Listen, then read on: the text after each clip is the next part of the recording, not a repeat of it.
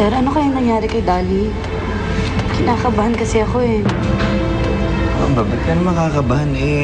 Hinimatay lang yung bata dahil siguro sa sobrang init. Iba yung panahon ngayon eh.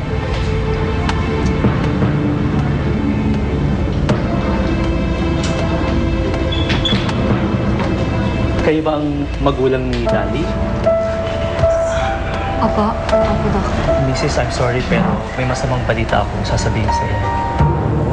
Base sa mga kasaginawa sa isang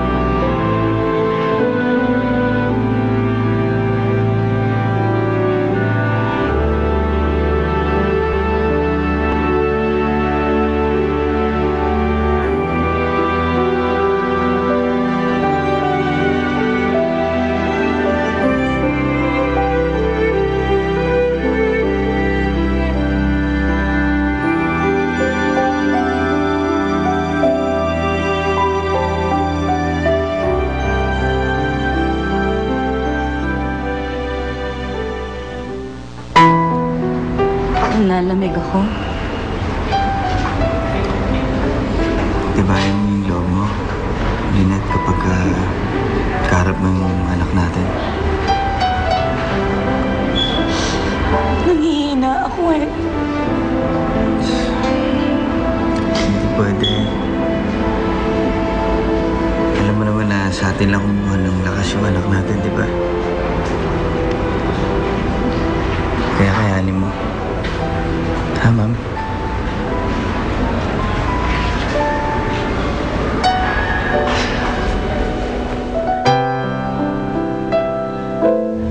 Anak, baka nagugutom ka na. Bibili mo na ako ng pagkain, ha? Ma'am? Nay, gusto ko na pong umuwi. Anak, hindi pa pwede. Sabi kasi ng mga doktor, mga ilang araw pa daw tayo dito. Tsaka, kailangan ka pa daw i-chemo. Chemo? Ano po yun, Nay? Isang klase yun ng injection, isang klase ng gamot na para gumaling ka kaagad. Injection? Baka mas masakit pa po yun, Nay. Huwag ka mag-alala. Andito naman ako, hindi kita pababayaan.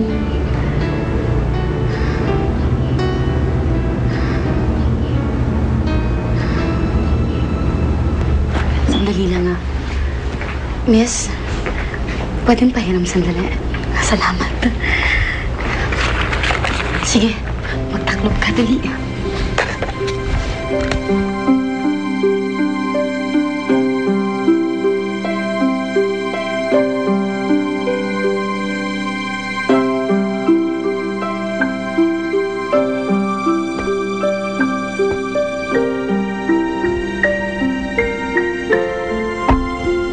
Sa wakas at natapos na rin ang inyong pagbibigay tulong, Sir Nick. Alam mo na ibig sabihin yan, Mr. Noel. Kailangan ko na bumalik. Hinihintay na ako ng mga bata. Tatapusin ko lang ang pagbibigay ng mga donasyon sa mga bahay ampunan, gaya ng bilin nyo, at pagkatapos susunod na ako sa inyo doon. Magaling, magaling. O, kumusta naman ang status ng ating bulalakaw? Siguradong parating na ho yan, Sir Nick. Good, good. Wala pa rin palyang yung magic, Mr. Noel. Utang na loob ko yan sa inyo, Sir Nick. Kayo ang tunay na may magic.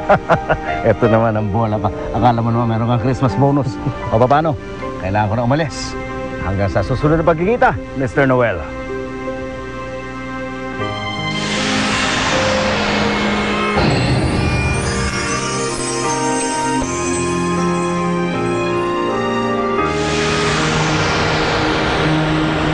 Hanggang sa muling pagkikita, Sir Nick.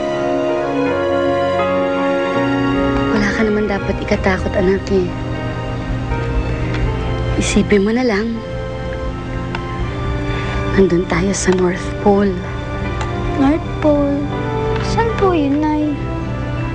Ang North Pole, doon nakatira si Santa Claus. Malayong lugar. At doon sa North Pole, parating umuulan ng yelo. Kaya puting-puti ang paligid. Masaya palagi doon, anak. Lalo na nandun si Santa Claus. At dahil nandun siya, kaya walang naghihirap sa lugar na yun. At wala rin mga batang may sakit. Dahil lahat sila masasaya.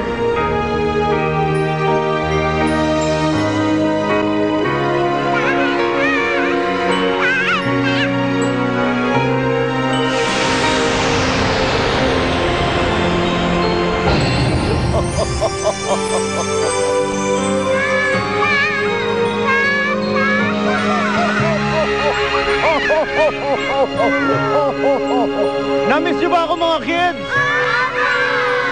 Miss ko na kayo. Handa na ba kayo sa Pasko? Kung ganon, gumawa na tayo ng regalo. Let's go! Let's go!